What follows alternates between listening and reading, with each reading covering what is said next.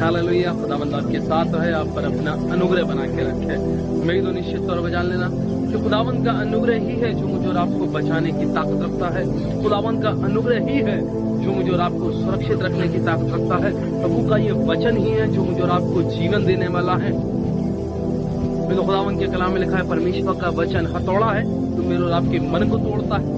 परमेश्वर का वचन मेरे और आपके जीवन के लिए आईना है जो मेरे और आपकी जिंदगी को एक दूसरे के सामने लाकर खड़ा कर देता है। परमेश्वर का वचन दोधारी तलवार है जो मेरे और आपकी आत्माओं और मेरे और आपके बुरे कामों को काटता है। इसलिए निरंतर इस वचन को पढ़ते रहें, इस पर अमल करते रहें। आज खुदावंद मनन करने के लिए जो परमेश्वर ने मुझे और आपको कलाम दिया थोड़ी देर के लिए, वो मिला मत्ती रचित सुसमाचार उसका 5वां अध्याय और उसकी 30वीं आयत। मत्ती रचित सुसमाचार उसका 5वां अध्याय और उसकी 30वीं आयत। इस प्रकार से लिखा है, धन्य है वे जो मन के दीन है क्योंकि स्वर्ग राज्य उन्हीं का है। धन्य है वे जो मन के दीन है क्योंकि स्वर्ग राज्य उन्हीं का है।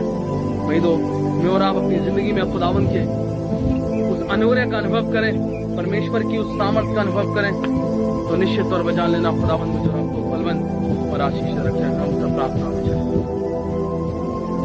धन्यवाद यीशु, फिर से बापा आसमानी आपके बड़े अनुग्रह के लिए, आपकी दया और आपकी करुणा के लिए। प्रभु मेरी बुद्धि, मेरे ज्ञान, मेरी समझ, मेरी योग्यताओं को शून्य कर इस पल से पिता परमेश्वर मेरे मुख से जो निकले यीशु वो मेरा नहीं अब तेरा कलाम ठहरे और तेरे लोगों के लिए बरकतों का वाई, तेरे लोगों के लिए खुदावंद आशीषों को अनुभव करने का काम यीशु के मैं तो मसीह यीशु ने अपनी शिक्षाओं को देना जब प्रारंभ किया तो उन्होंने जो बेसिक शिक्षाएं दी, जो मसीही विश्वास की मूल बनी, जो मसीह विश्वास का आधार बनी, वो पहाड़ी उपदेश है। मरीज दो कई बार मैंने और आपने इन पर मनन किया होगा, इन्हें सुना होगा। मरीज दो सिर्फ इतना ही काफी नहीं है, मुझे और आपको अपनी जिंदगी के अंदर इन्हें अनुभव कर लेना है, इसे उतार लेना है। मैं तो महात्मा गांधी जो आज हीरो हैं देश के, भारत देश के, हमें और आपने राष्ट्रपिता के नाम से भी जानते हैं, पहाड़ी उपदेश उन्होंने अपनी जिंदगी के अंदर उतार लिया। बहुत सारी ऐसी शिक्षाएं रही जो मसीह यीशु की थी, उन्होंने अपने जीवन के अंदर अनुभव करी और उसे अनुभव करके प्रैक्टिकली उन्हें फॉलो किया, जिससे इस देश को उन्होंने आजाद कराने में बहुत बड़ा योगदान दिया। मैंने और आपने बचपन से सुना होगा कि महात्मा गांधी ने यह कहा कि अगर कोई तुम्हारे बाएं गाल पे झापड़ मार दे तो अपना दायां भी फेर दो। पवित्र कलाम, पवित्र बाइबल मुझे और आपको यही सिखाती है। भाई तो मैं और आप कलाम के जानने वाले हैं, लेकिन मुझे और आपको कलाम को जानना ही काफी नहीं है। मुझे और आपको इस कलाम को अपने जीवन के अंदर अमल कर लेना, इसे उतार लेना, इसे डाइजेस्ट कर लेना, तब ये मेरे और आपके जीवन के लिए फलदायक। मैं तो सिर्फ मैंने और आपने अगर अपनी बीमारी का टेस्ट करा लिया, टेस्ट कराने के बाद बीमारी डायग्नोज हो गई, डॉक्टर के पास जाकर इलाज भी ले आए, उसने प्रिस्क्रिप्शन में मेडिसिन भी लिख दी, मेडिकल स्टोर पे जाकर मेडिसिन खरीद भी ली, खरीदने के बाद अपने ड्रॉअर में रख दी। क्या उससे मैं और आप ठीक हो जाएंगे? निश्चित तौर पर जान लेना कदापि नहीं। ऐसी मेरे जी तो अगर मैंने और आपने अपने आत्मिक जीवन की कमियां, अपने वैचारिक जीवन की कमियां, अपने चाल चलन की कमियां जान ली परमेश्वर के वचन से, और उसे मैंने और आपने पढ़कर अनुभव भी कर लिया कि हाँ मैं गलत, लेकिन मरी दो उस कलाम को, उस बाइबल को अगर मैंने और आपने अभी तक अपने दराजों में रख रखा है, अभी तक मैंने और आपने अपने उन ऑल्टरों में रख रखा है जिन्हें मैं आप सो कॉल्ड ऑल्टर कहते हैं, और उन्हें मैंने और आपने उन ऑल्टरों के ऊपर अपनी धूल जमी हुई बाइबल रख रखी है, उससे मेरे और आपका इलाज नहीं होगा। मसीह यीशु मेरे अजीजों, आज की शाम जो मुझसे और आपसे बात कर रहे हैं, खुदा उनके कलाम में ऐसा लिखा है, परमेश्वर का कलाम कहता है, धन्य वे हैं जो मन के दीन हैं। वही तो खुदावन चाहता है कि मैं और आप अपने मनों के अंदर उस दीनता का अनुभव करें। खुदावन चाहता है कि मैं और आप अपने मनों के अंदर उस दीनता को उतार लें जो कहीं ना कहीं मेरे और आपके जीवन से खो गई है। वही तो अगर मैं और आप अपने लॉकडाउन से पहले के समय में अगर मैं और आप अपने जीवन को जांचें तो मुझसे और आपसे बड़ा अहंकारी हुए। आज बड़े बड़े मनुष्य जो बड़े दीन मुझे और आपको दिखाई दे रहे हैं, कहीं ना कहीं वो लॉकडाउन की देन ही है। मेरे और आपके पास समय नहीं था किसी के लिए भी। मैं और आप अपने पद, अपनी प्रतिष्ठा, अपनी पोजीशन, अपने पैसे और अपने रुतबे में जी रहे थे, और उसे ही बचाने के लिए पूरी जिंदगी अथक प्रयासों में लगे रहे। आज जितनी मेरे और आपकी जिंदगी है और जितने मेरे और आपकी उम्र है, उस पूरी उम्र भर मैं और आप अगर आकलन करें तो मैंने और आपने पैसा कमाने में, मैंने और आपने पावर पोजीशन कमाने में, मैंने और आपने बड़ा घर कमाने में, बड़ी गाड़ी कमाने में और संसारिक चीज और संसारिक ऐश मौज को कमाने में, जो मुझे और आपको अहंकारी करती हैं, जो मुझे और आपको कहीं ना कहीं घमंड के मार की ओर लेकर जाती हैं, उन चीजों को कमाने में मैंने और आपने अपनी जिंदगी निकाल दी। अगर पड़ोसी ने ऐसा घर बनाया है तो मैं और पैसा कमाऊंगा, उससे भी बड़ा घर बनाऊंगा। अगर पड़ोसी ने गाड़ी ली है तो मैं उससे भी और अधिक धन कमाऊंगा और उससे भी बड़ी गाड़ी लूंगा। मैं तो मेरे और आपकी जिंदगी कहीं ना कहीं अपने अहंकार को सेटिस्फाई करने में ही निकल जाती है। कहीं ना कहीं मेरे और आपकी जिंदगी अपने ईगो को सेटिस्फाई करने में ही निकल रही थी। अगर ये लॉकडाउन मेरे और आपके जीवन में नहीं आया, मेरे इस लॉकडाउन ने मुझे और आपको सिखा दिया है कि सब कुछ मेरे और आपके लिए व्यर्थ है। जैसे खुदा का दास सुलेमान बादशाह उपदेशक की पुस्तक में कहता है, व्यर्थ है, सब कुछ व्यर्थ है, अमीर भी मरता और गरीब भी मरता है। मैं तो आज के दौरान अगर मैं और आप बात करें तो अमीर को भी कोरोना नाम की बीमारी होती है, अमीर पर भी कोविड-19 असर करता है और गरीब पर भी करता है। इस महामारी ने सबको एक समान लाकर खड़ा कर दिया है। मैं तो खुदावंद ये चाह रहा है कि मैं और आप अभी भी समझ लें। खुदावंद के कलाम में कई जगह लिखा है, अभी भी सुनो, अभी भी जागो। खुदावंद के कलाम में लिखा है, अवसर को बहुमूल्य समझो। मैं तो अभी मैं और आप नाश नहीं हुए, अभी मैं और आप बचे हुए हैं। और खुदावंद चाहता है कि मैं और आप अपने अहंकारी रूपी सोच को तोड़ दें और इस बात का अनुभव करें कि परमेश्वर ने मुझे और आपको इस संसार में क्यों बनाया, परमेश्वर ने संसार में मुझे और आपको क्यों रचा है। मुझे और आपको इस बात पर मनन करने की आवश्यकता है। जैसे खुदावंद का दास अय्यूब अपने कलाम में लिखता, अय्यूब की पुस्तक के पहले अध्याय में, मैं कौन हूं, मैं तो मां के पेट से नंगा आया था और नंगा ही लौट जाऊंगा। भाई तो मैं और आप कौन है, मैं और आप किस बात पर अहंकार करें, मैं और आप किस बात पर घमंड करें।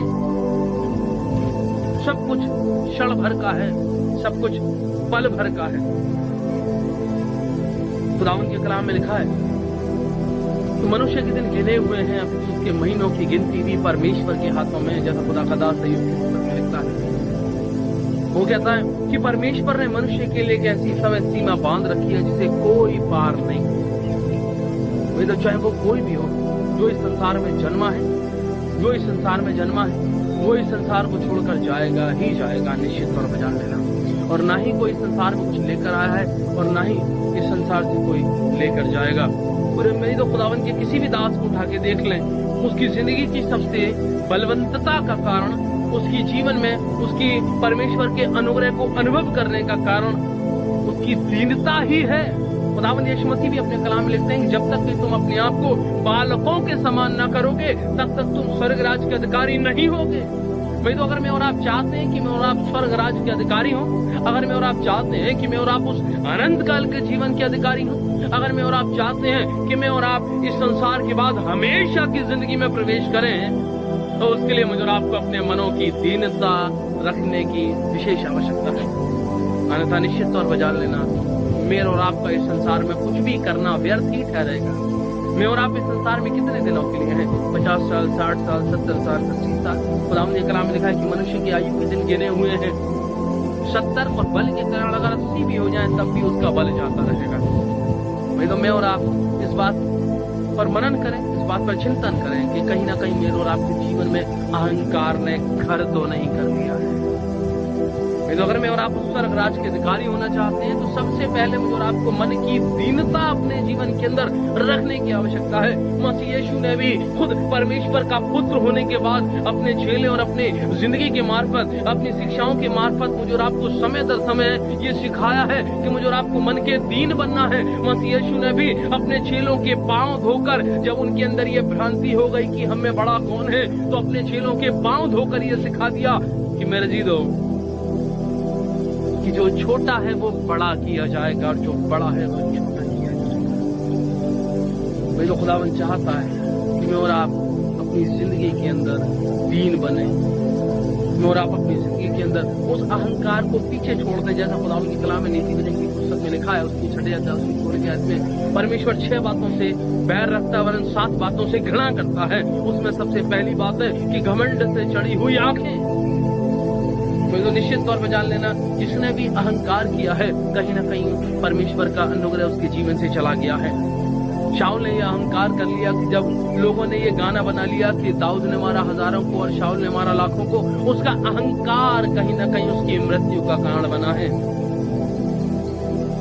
मेरे तो शिमशोन कहीं ना कहीं अहंकारी हो गया, इसीलिए उसकी मृत्यु का कारण बना है। मुझे तो निश्चित तौर पर जान लेना, मैं और आप अपने अहंकार को सेटिस्फाई नहीं कर सकते। हव्वा भी कहीं ना कहीं अहंकारी और अहंकार के मार्ग पर चलकर ही गुनाह में गिरी है। खुदावंद के कलाम में लिखा है, जब शैतान ने उससे कहा कि तू परमेश्वर के तुल्य हो जाएगी, वो परमेश्वर के तुल्य बनना चाह रही है और उस परमेश्वर के तुल्य बनने के चक्कर में वो अनज्ञकारी हो गई और हमेशा के लिए श्रापित हो गई। वही तो खुदावंद के लोगों ने जब बाबेल की मीनार बनाई, उस समय उनका अहंकार जो है वो इतना ऊपर उठ गया कि खुदावंद का अनुग्रह उनके जीवन के ऊपर से चला गया। वही तो मुझे और आपको अपने जीवनों में भी जांचने की आवश्यकता है कि अभी भी अवसर है। मुझे और आपको इस अवसर को जाया नहीं जाने देना है। अभी भी अवसर है मुझे और आपको अपने जीवनों के अंदर परमेश्वर की नजदीकी में चलने की आवश्यकता है कि मैं और आप ये जान लें कि मुझे और आपको क्या चाहिए, हमेशा की जिंदगी चाहिए या हमेशा की मृत्यु चाहिए। अगर मुझे और आपको हमेशा की जिंदगी चाहिए तो मुझे और आपको दीन बनना ही हो। अगर मुझे और आपको हमेशा की जिंदगी चाहिए तो मुझे और आपको अपने अहंकार को छोड़कर परमेश्वर की महिमा के राज्य में प्रवेश करना ही हो। तब मेरा जी दो मैं और आप उस कलाम को पूरा करने वाले होंगे जो खुदावंद ने मेरे और आपके जीवन की रखा है। और बाइबल कहती है, अगर तू सारी व्यवस्थाओं को पूरा करे और एक में चूक जाए तो क्या लाभ। मुझे और आपको इस अंत के समय में वही तो मुझे और आपको इन विषम परिस्थितियों में, मुझे और आपको इन महामारियों के समय में परमेश्वर के सामने अपने अहंकार को रखना है, परमेश्वर के सामने अपनी कमियों को रखना है और परमेश्वर से कहना है कि प्रभु तू मुझे दीन बना दे। निश्चित तौर पर जान लेना कि प्रार्थनाओं के प्रभाव से सब कुछ संभव है। परमेश्वर मुझे और आपको दीन बनाएगा, परमेश्वर मुझे और आपको स्वर्ग राज्य के लिए तैयार करेगा, जो स्थान मसीह यीशु के रूप में मेरे और आपके लिए तैयार किया गया है। हम सब अपने जीवनों में परमेश्वर के चरणों में चले और प्रार्थना। धन्यवाद यीशु बाप फिर से वापस हमारी आपके बड़े अनुग्रह के लिए, आपकी दया और आपकी करुणा के लिए। पिता परमेश्वर अनुग्रह कर, दया कर, करुणा कर, अपनी सामर्थ्य भर प्रभु में दीन कर दे, जिससे पिता हम स्वर्ग राज्य के बारे में